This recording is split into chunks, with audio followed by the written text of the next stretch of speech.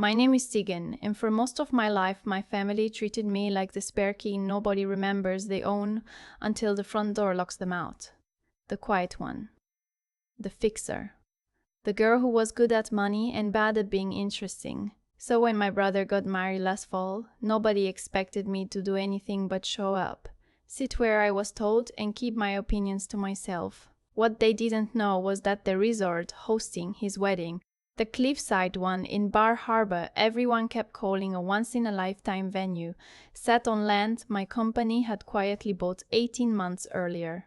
They mocked me at that wedding.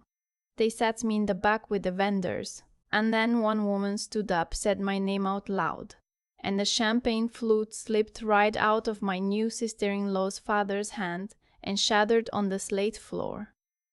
But before I tell you how it ended, you should understand why they erased me in the first place.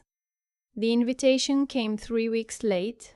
I know that because my coworker got hers the same week the venue confirmed our deal, and ours is a small office, so word travels. Mine showed up jammed inside my mailbox between a pizza coupon and a jury duty notice, folded at the corner like it had been handled by someone who didn't care whether it arrived flat. I stood in the lobby of my building, thumb under the flap, and I already knew. I don't know how, but I knew.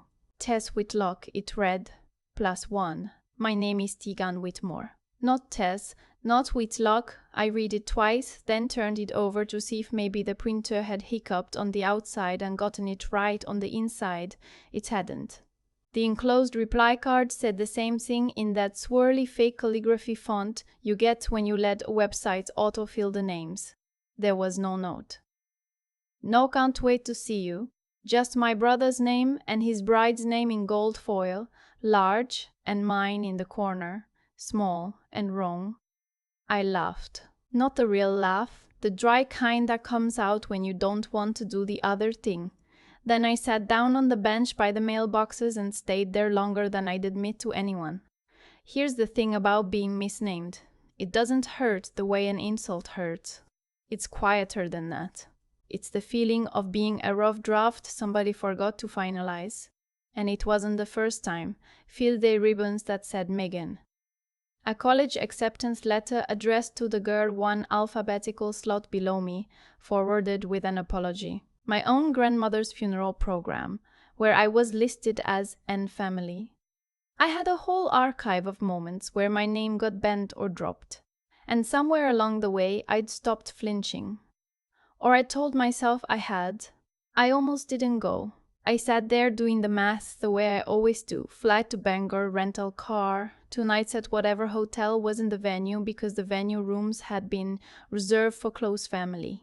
I imagined mailing a card and a check and letting that be enough. It would have been so easy.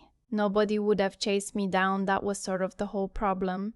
But I kept thinking about my dad who passed 4 years ago, and the only piece of advice he ever gave me that I actually kept. He told me once, the night before I moved out for good, that you don't get to choose whether people see you, but you do get to choose whether you're standing in the room when they finally look. I didn't fully understand it then. I booked the flight anyway. I got to Bar Harbor the afternoon before the ceremony. The resort looked exactly like the photos on the website I'd reviewed in a board meeting 9 months ago. The long gravel drive, the cedar shingles, silvered by salt air, the lawn rolling right out to the edge of the cliff where the Atlantic just dropped away into nothing. It was beautiful. It was supposed to be. We'd spent a small fortune making sure it stayed that way. I gave my name at the welcome table. The girl with the clipboard ran her pen down the list, frowned, and ran it down again. Whitlock, she said. Whitmore, Teagan Whitmore. She scanned a 3rd time, then looked up with the kind of bright, fast smile people use when they've decided what you are. Are you with one of the vendors? The floral team's checking in around back. I felt my mouth open and nothing come out. It took a walkie-talkie crackle and a whispered conversation with someone in an earpiece before a second girl jogged over, looked at me, looked at her sheets, and said, "Oh, she's a guest. Okay." She said it like a discovery, like she'd found a stray cat with a collar. They seated me the next day at table 14. Table 14 was tucked behind a column near the service entrance, where the swinging doors to the kitchen sent out a little gust of bathtub clatter every few minutes. The place card read Ms. Tess Whitlock, additional. Additional, I sat down next to a man who had to be 80 and who, within 10 minutes, asked me twice if I could find out where the decaf was. The first time I told him I'd ask someone. The second time I just said I'd check, and didn't, because I had finally understood that to him I was wearing an apron he couldn't see. Around me, the other guests had little welcome boxes at their seats tied with twine, a tiny jar of local blueberry jam, a card with their names handwritten. My place had a napkin. Just a napkin. I unfolded it and laid it across my lap and watched my brother work the room. His name is Wesley, and he was glowing. He had always known how to glow. When we were kids, he'd come home with a C and a story, and somehow the story was the part that mattered, while I'd come home with the A and nobody asked. He moved from table to table with his new wife Brielle on his arm, and she laughed at exactly the right moments and touched people's shoulders and looked honestly like she'd been training for this her whole life. The Achesons, that's her family, clearly adored her. She was everything they'd hoped Wesley would marry into. Polished, photogenic, from the right kind of nowhere. I watched, and I remembered something my mother used to say while she folded towels. Wesley's the spark, she'd tell me. You're the steady. The world needs steady. She meant it as kindness. I'd taken it as kindness for years. Sitting at table 14 with a clattering door at my back, it finally sounded like what it had always actually been, a polite way of telling me to stay where I couldn't be seen. I didn't cry. I want to be clear about that, because people always ask. I didn't cry and I didn't make a scene. I sat very still and I noticed everything, the way you do when you've decided you're a witness instead of a participant. The trouble really started with the slideshow. After dinner, the lights dropped and a screen lowered behind the head table, and that hush came over the room, the one people perform when they think they're about to feel something. Music swelled. Baby Wesley. Wesley's first bike.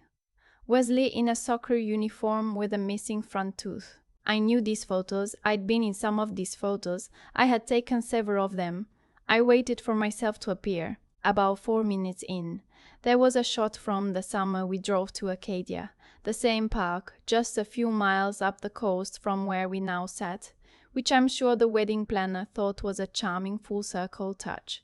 In the original photo, Wesley is maybe 10 and I'm 12, and we're sitting on a granite boulder with the ocean behind us, and I have my arm around his shoulders because he'd just thrown up from the car ride, and I was the one who held his hair back.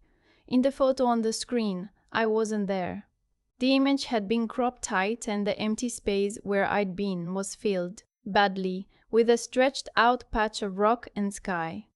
But that wasn't even the part that knocked the wind out of me. 2 slides later, there was a Christmas photo. Wesley, age 14, on the couch, and beside him a girl in a red sweater with her head on his shoulder. And the caption read, "Wesley and his big sis always close." The girl in the red sweater was Brielle's cousin Marguerite. I had been at that Christmas. I was the one who took the picture. The red sweater was mine, the one Marguerite was wearing in the photo. Except she'd never worn it, because that wasn't a real photo of the two of them. It was a real photo of me and Wesley, with my face replaced and the caption changed. They had opened a picture of my own life, found my face and painted somebody more convenient over it. That's not forgetting. Forgetting is passive. Somebody had to sit down, open that image, select me, delete me, and decide who to put in my place. That takes intent. That takes time. Somebody did it on purpose and then sat in this room and ate the salmon. I looked across the tables. My mother had a napkin pressed to the corner of her eye. Brielle's father, a big, ruddy man named Hollis Acheson, who'd been holding court near the bar all night, was nodding at the screen like he was watching a documentary about his own good taste. Nobody was looking at table 14. Nobody was thinking about the girl in the original photo because, as far as this room was concerned, she had never existed. I reached for the cocktail napkin under my water glass, and I took the little pen the bartender had used to mark drink tickets, and I didn't write a complaint. I wrote myself a note. They cut me out of the picture, so I'll write the frame. I folded it once and put it in my clutch, and I felt, for the first time all weekend, completely calm. Because here is what none of them knew. 11 years ago, I started a company out of a one-bedroom apartment in Portland, the Oregon one, doing something deeply unglamorous. I helped commercial property owners restructure leases and refinance the kind of buildings nobody photographs. It was boring. It was the opposite of glowing. And it worked. Over a decade, it grew into a holding company that owns pieces of a lot of places people think of as charming, including, as of a year and a half ago, the land and operating lease of the very resort where my brother had just gotten married. The Achesons didn't book a wedding venue. They booked a weekend on my balance sheet. They just didn't know it, because the deal had gone through a fund with an unmemorable name, and my signature is on a line nobody at a wedding ever reads. I hadn't planned to say anything. I want to be honest about that too. I had genuinely intended to sit through the toasts, leave before the dancing, and let the weekend close over me like water, the way every other family event had. I was good at disappearing. I'd had practice. What changed it was the woman at table 9. Her name was Pilar Quintero, and she ran acquisitions for one of the regional banks we partnered with on the resort financing. I hadn't known she'd be there. Turned out she was an old college friend of Brielle's mother, one of those small world collisions that the East Coast specializes in. She'd spent the cocktail hour somewhere I hadn't, and we hadn't crossed paths. But during the lull after the slideshow, when the band was setting up and people were drifting between tables, she walked the length of the room, stopped dead in front of table 14, and said, loud enough that the people nearby turned, "Teagan? Teagan Whitmore? My God, I didn't know you were family here." The clatter from the kitchen door seemed to stop. I swear it did. "I am," I said. "Wesley's my brother." Pilar looked genuinely thrown. "They've got you back here?" She said it the way you'd say it if you found out someone had parked a Maserati in a tow lot. Then turning slightly, pitching her voice to the cluster of people who'd stopped to listen, she added, "You know this is her resort, right? Well, her group's. We closed it last spring." She laughed, delighted, completely unaware that she was lighting a fuse. I sat in the meeting. "Teagan, you didn't tell anyone. That's so you." I watched it move across the room like a draft under a door. Her resort. Closed it last spring. The words passed table to table, mangled and reassembled. Somebody 2 tables over heard owns the place. Somebody else heard she's the money. I saw a man near the bar pull out his phone. I saw Brielle's mother lean toward Brielle and whisper something that made Brielle's smile freeze halfway up her face. And I saw Hollis Acheson, Brielle's father, the man who'd been nodding at the slideshow like it confirmed everything he'd ever believed about himself, turn from the bar with a fresh glass of champagne in his hand, looking for whoever had said it. His eyes found me. Table 14. Additional. The girl he'd walked past twice without seeing. The glass left his hand before I think he decided to drop it. It just opened, the way a hand does when the brain stops sending instructions, and the flute hit the slate and went off like a small bright bomb, and the server was already moving toward it before the sound finished, and the whole room had that frozen. In drum breath, quality of a photograph just before someone says cheese. The master of ceremonies, a friend of Wesley's, stepped back to the mic, clearly fed something by somebody, a folded note in his hand and panic in his eyes.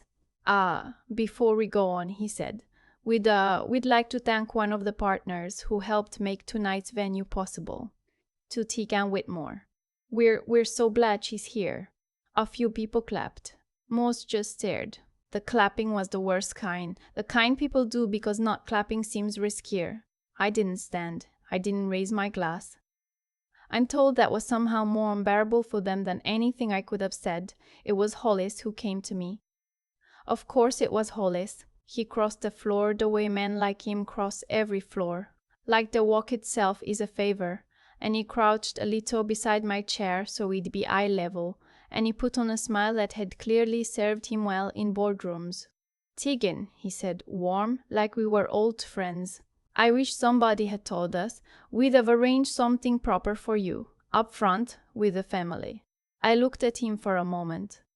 "You did know," I said. "Your assistant searched my office on the venue contract in March. My name is in the signature block. I let that sit. You just didn't read past the part with the price on it." The smile held, but his eyes stopped participating in it.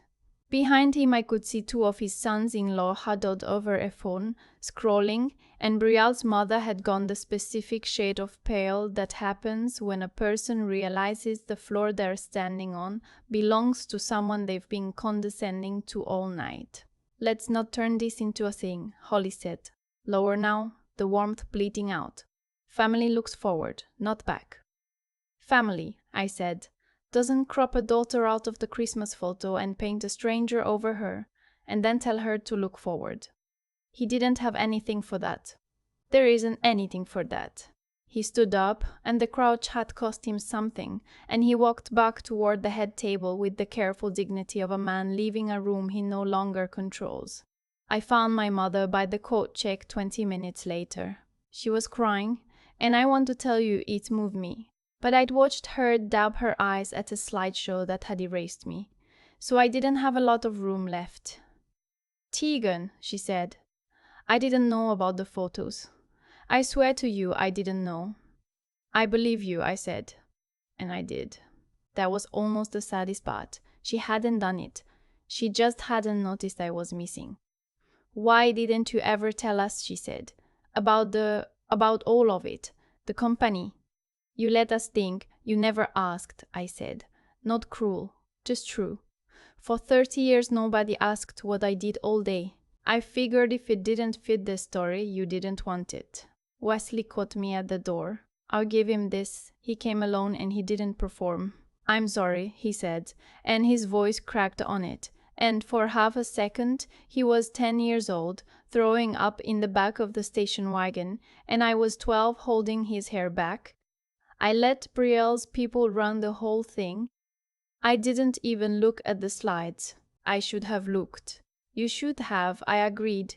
"Is it true? About the resort?" And there it was. The first real question was about the money. "It's true," I said. "And on Monday my fund's going to exercise its option, not to renew the operating lease, which the Achesons co-signed as guarantors.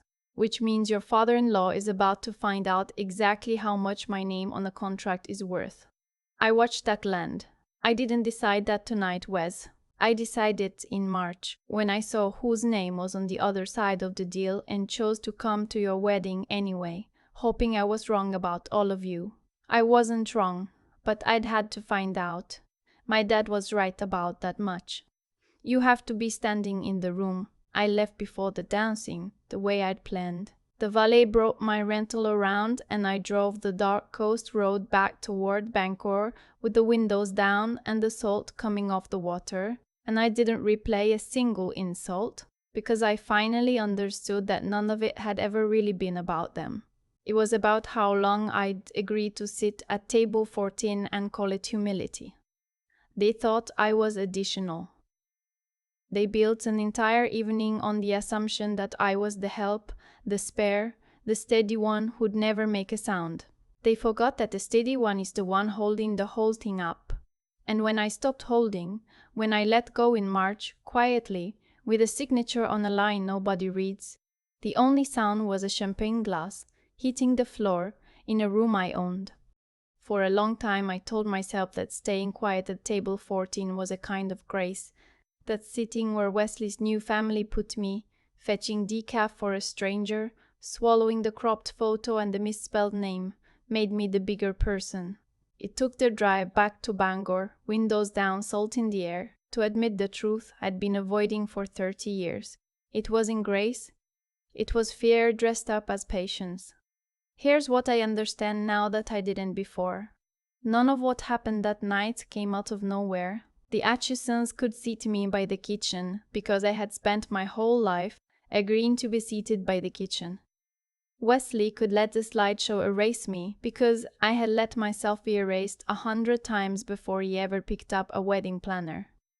Cause and effect. Every time I chose silence to keep the peace, I was teaching the people around me exactly how little of me they had to account for. The wedding wasn't the insult. It was the bill coming due for years of insults I'd quietly signed for. But there's another chain of cause and effect, and that's the one I'm prouder of. 11 years ago, in a one-bedroom apartment, I chose to build something real instead of waiting to be noticed. I did unglamorous work, the kind nobody photographs, and I did it well, and I kept doing it on the mornings I didn't feel like it. That steadiness everyone mistook for smallness was actually the strongest thing about me. When Pilar said my name out loud, she wasn't handing me power.